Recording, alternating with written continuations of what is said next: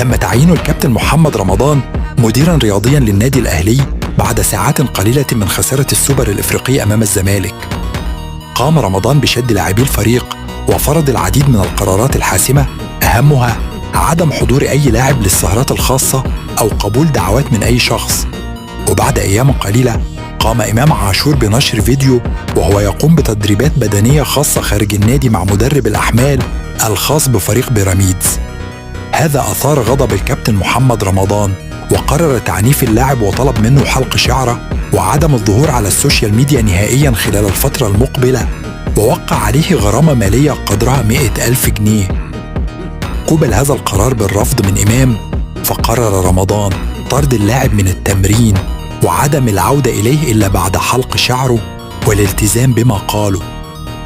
يا ترى هل هيخضع إمام لقرارات رمضان ولا هيحصل صدام بينهم؟